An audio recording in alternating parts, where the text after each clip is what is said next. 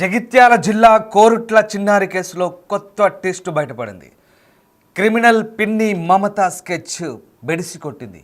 ఇక మరోవైపు నవీన కొడుకు వేదాంశ్ కూడా త్రుటిలో తప్పించుకున్నట్టుగా తెలుస్తుంది.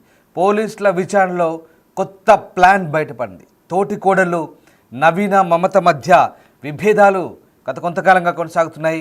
గడిచిన కాలంగా తీవ్రమైన గొడవలు కూడా ఉన్నాయి. ఆన్లైన్ బెట్టింగ్లో డబ్బులు పోగొట్టుకున్నారు మమత. తన ఇద్దరి కూతులను తక్కువ చేసి చూస్తున్నారని అక్క నవీనపై కోపం పెంచుకుంది. నవీన ఇద్దరు పిల్లలను కూడా చంపేందుకు కుట్ర పడింది. పిల్లలను ఎలా చంపాలో కూడా యూట్యూబ్లో సెర్చ్ చేసింది. పెద్ద పులుల ఆటలు చూపింది పిన్ని మమత.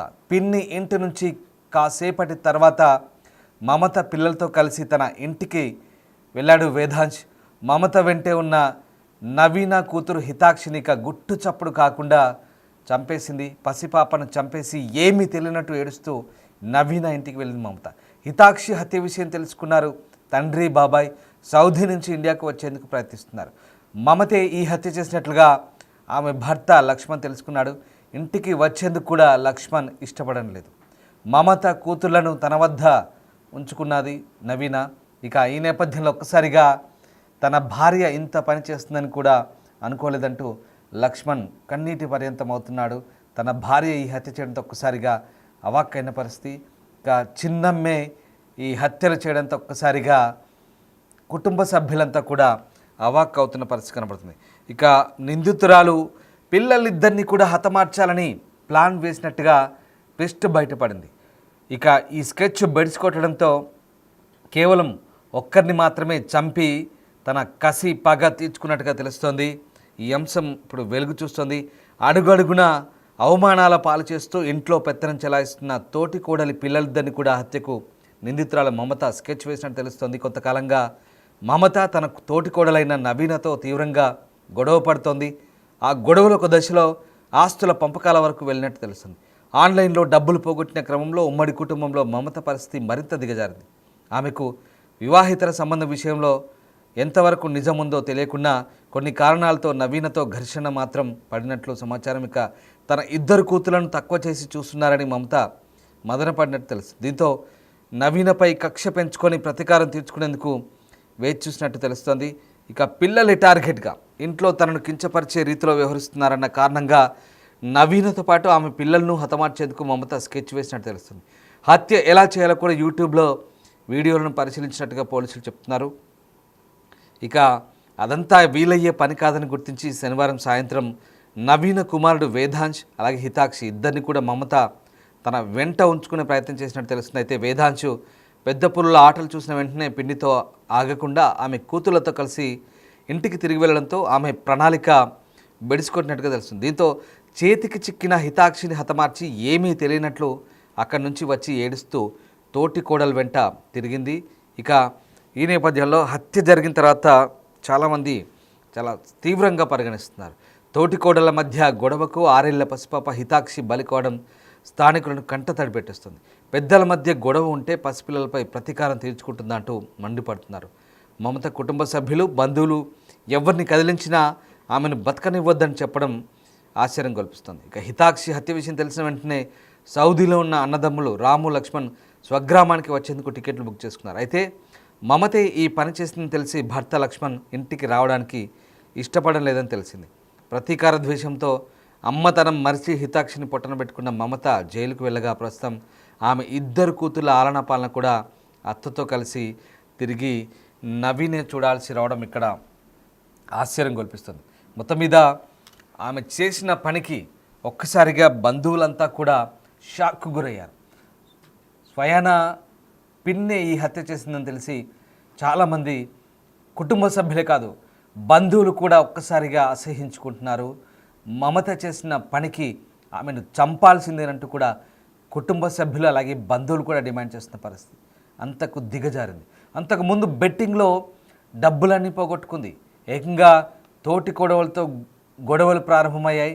ఇక డబ్బుల సంగతి అలా ఉంచితే విడిపోదాం కుటుంబం అంతా కూడా ఆస్తులు పంచుకొని విడిపోదామన్నట్టుగా గొడవలు పడుతుంది. రోజు తోడికోడలతో గొడవలు. ఇంకా ఇలా కాదనుకొని తనను అవమానిస్తున్న తనని చిన్న చూపు చూస్తున్న తోడికోడలపై ఎలాగైనా పగ తీర్చుకోవాలని ప్లాన్ చేసింది మమత. ఆ ప్లాన్లో భాగంగా ఒక్కరు కాదు, ఏకంగా ఇద్దరిని, నవీన పిల్లలిద్దరిని కూడా చంపాలని ప్లాన్ చేసింది. వేదాంశ్ కొడుకు 8 సంవత్సరాలు ఉంటాడు, అలాగే హితాక్షి 6 సంవత్సరాలు, ఇద్దరిని కూడా చంపాలని ప్లాన్ చేసింది. అందులో భాగంగా వేదాంశ్ ఈ మమత ఇద్దరు పిల్లలతో కలిసి బయటికి వెళ్ళిపోయాడు. ఇక దొరికిన ఒక అమ్మాయి హితాక్షిని పొట్టన పెట్టుకుంది, చాలా దారుణంగా హత్య చేసింది. కత్తితో గొంతు కోసింది, తర్వాత కట్టర్లతో పూర్తిగా గొంతంతా కూడా తెక్కోసింది. అంత దారుణంగా హత్య చేసి తిరిగి ఆ బట్టలు, రక్తమంటిన బట్టల్ని కూడా మార్చుకొని మళ్ళీ ఏమీ తెలియనట్టు నంగనాచిలా వచ్చి ఆ నవీన పక్కన కూర్చొని, హితాక్షి తల్లి పక్కన కూర్చొని మళ్ళీ తల బాదుకుంటూ ఏడుస్తుంది. ఆ రౌండప్లో చూస్తున్నాం, ఒకసారి మనకు ఆ దృశ్యాలు చూస్తే అర్థమవుతాయి. చాలా ట్విస్టులు బయటపడ్డాయి. పోలీసుల విచారణలో ఇక ఇద్దరిని చంపుదామని ప్లాన్ చేసుకున్న విషయం కూడా బయటపడింది. ఏకంగా తనను అవమానించిన తోడికోడలు ఇద్దరి పిల్లల్ని కూడా లేకుండా చేసి తన పగ తీర్చుకుందామని చూసింది. ఈ నేపథ్యంలోనే అబ్బాయి తప్పించుకున్నాడు, కానీ హితాక్షి మాత్రం ఈ ఆ పులి, పెద్ద పులిల ఆట చూపించింది వాళ్ళిద్దరికి కూడా. తిరిగి ఈ పులికి ఆ పసిపాప బలి కావాల్సి వచ్చింది. నిజంగా పులికి ఏ రకమైనటువంటి పగ, కక్ష, ఈ రకంగా రక్తం తాగే దాహం తీర్చుకునే గుణం ఉంటుందో ఆ రకంగా ఇప్పుడు తన పిన్ని మమత ఒక రకంగా తన రక్త దాహాన్ని తీర్చుకుంది. ఆ పాపను చంపడం ద్వారా ఒక్కసారిగా వాళ్ళపై ఉన్న కక్షనంతా కూడా పిల్లలపై చూపించింది. ఒక్కసారిగా ఈ హత్య చేయడంతో కుటుంబ సభ్యులే ఆశ్చర్యపోయాల్సిన విషయం. ఎందుకంటే తొలుత ఈ హత్య ఒక వ్యక్తి ఇంట్లో చేసింది. అయితే ఆ వ్యక్తికి కొంత భిన్న స్వభావం ఉండడంతో ఆ వ్యక్తి హత్య చేసినట్టుగా చాలామంది భావించారు. కానీ ఇంట్రాగేషన్లో ఆ వ్యక్తి అక్కడ లేనట్టుగా పోలీసుల విచారణ తెలింది. అయితే మరి హత్య ఎవరు చేశారు, ఎలా జరిగిందనే కోణంలో కూడా పోలీసులు విచారిస్తున్న క్రమంలో అనేక అంశాలు బయటపడ్డాయి. సీసీ ఫుటేజ్ పరిశీలించారు ఆ ప్రాంతంలో, అలాగే కుటుంబం మొత్తం కూడా వెతికారు. ఆ ఇల్లు, 2 ఇళ్లలో వెతికారు. అసలు ఎలా జరిగిందనే కోణంలో కూడా పోలీసులు చాలా ప్రిస్టేజెస్ తీసుకున్నారు. చివరికి చున్నీ పట్టించింది, చున్నీపై రక్తం మరకలున్నాయి. పోలీసులకు వెంటనే అనుమానం వచ్చింది. అప్పుడు తమదైన స్టైల్లో విచారిస్తే పిన్నియే హత్య చేసినట్టుగా బయటపడింది. అమ్మ తనం మర్చిపోయింది. 2 పిల్లలు తనకు కూడా ఉన్నారు, 2 ఆడపిల్లలు ఉన్నారు. కానీ తోడి కోడలపై కోపంతో పెద్దల కోపం కాస్త పిల్లలపై చూపించింది, పెద్దల పట్టు విడుపులు కాస్త పిల్లలపై చూపించింది. అమ్మతనం మర్చిపోయింది, చిన్న పిల్లని చంపేసింది. అసలు ఆ పిల్ల ఏం చేసింది? 2 కుటుంబ సభ్యుల మధ్య, పెద్దల మధ్య గొడవ ఉంటే పిల్ల ఏం చేసిందో అర్థం కాని పరిస్థితి. చదువుకుంది, పైగా ఉన్నత విద్యావంతురాలు, MBA చదువుకుంది, ఉద్యోగం కూడా చేసింది. కానీ బెట్టింగ్కు బానిసైంది, బెట్టింగ్లో డబ్బులు పోగొట్టుకుంది.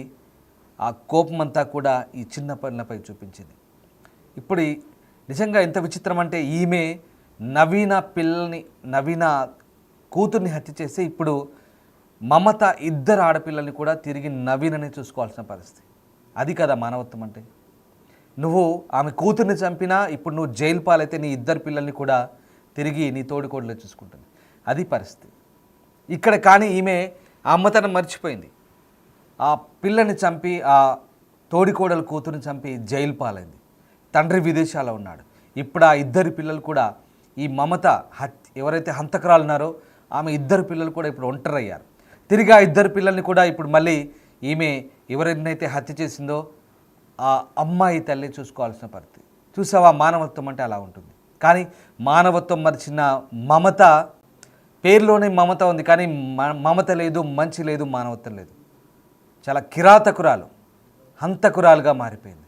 బెట్టింగ్కు బానిసైంది, జూదానికి బానిసైంది, కుటుంబం మొత్తంతో వైరం పెంచుకుంది. ఏకంగా ఆ పెద్దల మధ్య కోపం కాస్త పిల్లలపై చూపించింది. మంచి చెడు మానవత్వం మంటగలిసాయి, పాపను చంపేసింది. అతి దారుణమైన ఘటన. పోలీసుల విచారణలో విస్తుగొల్పే అంశాలు బయటపడ్డాయి. ఆమె చంపాలనుకుంది ఒక్కరిని కాదు, 2. పూర్తిగా నవీన కుటుంబంలోని వారసుల్నే లేకుండా చేద్దామనుకుంది. కానీ అదృష్టవశాత్తు వేదాంశ్ అనే అబ్బాయి, హితాక్షి ఎవరైతే చనిపోయిన అమ్మాయిందో, హితాక్షి సోదరుడు అన్న వేదాంశ్ మాత్రం ప్రాణాలతో బయటపడ్డాడు. మమత పిల్లలతో కలిసి బయటకు వెళ్ళిపోయాడు. కానీ దొరికిన ఒక్క పాపను కూడా మిస్ చేసుకోవద్దు, ఎలాగైనా ప్రాణం తీయాలనుకుంది. ఆ రక్త దాహాన్ని తీర్చుకుంది. పులుల ఆట చూపించింది. పులులు ఏ రకంగా అయితే రక్తదాహం తీర్చుకుంటాయో ఆ రకంగానే తిరిగి తన రక్తదాహం తీర్చుకుంది. దీనికి అంతటి కూడా కారణం ఇక్కడ యూట్యూబ్ చూడడం. విచిత్రం చూడండి, యూట్యూబ్లో మర్డర్లు ఎలా చేయాలో కూడా, హత్యలు ఎలా చేయాలో కూడా తెలుసుకుంది. ఎంత దారుణానికి ఒడిగడుతున్నారంటే, ఎంత దారుణానికి దిగజారుతున్నారంటే, ఇక్కడ ఆన్లైన్ బెట్టింగ్ యాప్లతో పూర్తిగా ఆర్థికంగా దిగజారిపోయింది, సర్వం కోల్పోయింది. తిరిగి మళ్ళీ అదే ఆన్లైన్లో యూట్యూబ్లో హత్యలు ఎలా చేయాలో వెతుక్కుంటుంది. అంటే ఇక్కడ ఆన్లైన్ అంతర్జాలం అనేది చాలా వరకు కేసులు, మీకు మళ్ళీ అదే చెప్తున్నాను, చాలా వరకు కేసులు కూడా ఇన్స్టాగ్రామ్ పరిచయాలు లేదా బెట్టింగ్ యాప్లు, దాదాపుగా ఈ నేర చరిత్ర అంతా కూడా దాదాపుగా ఇంటర్నెట్కు అనుసంధానమై ఉంటుంది. ఇంటర్నెట్ వల్లే నేరాలు పెరుగుతున్నాయనడానికి ఇది ప్రత్యక్ష ఉదాహరణలు. మొదటి నుంచి కూడా చాలా వరకు హత్యలు ఇటీవలి కాలంలో వీటికి దాదాపుగా రిలవెంట్గానే ఉంటున్నాయి. ఏదో రకంగా ఆన్లైన్ పరిచయాలు పెంచుకోవడం, సంబంధాలు పెట్టుకోవడం, మానవ సంబంధాలు మంట కలుస్తున్నాయి. పూర్తిగా వీటి ద్వారా ఇలాంటి ఘటనలు చోటు చేసుకుంటున్నాయి. ఇక ఈ ఘటనకు సంబంధించి అనేక విస్తుపోయే అంశాలు అయితే బయటపడ్డాయి. ఆమె చంపాలనుకుంది ఒక్కరిని కాదు, ఇద్దరిని, కానీ అదృష్టవశాత్తు అబ్బాయి బయటపడ్డాడు. అమ్మాయి మాత్రం హత్య గావించబడింది. ఆ పిన్నికి సంబంధించిన అంశాలన్నీ కూడా ఒక్కొక్కటి వెలుగు చూస్తుంటే బంధువులంతా కూడా ముక్కున వేలేసుకుంటున్నారు. బంధువులు ఒకటే చెప్తున్నారు, ఆమెను చంపి తీరాలి, ఆమెకు శిక్ష పడాలంటున్నారు. కానీ పోలీసులు తమదైన స్టైల్లో విచారిస్తున్నారు. పోలీసులు విచారణలో భాగంగా ఇప్పుడు ఆమెను కటకటాల్లోకి నెట్టబోతున్నారు. మొత్తం మీద ఆ కిరాతక పిన్ని, పాపిష్టి పిన్ని ఊచలు లెక్క పెట్టబోతున్నారు.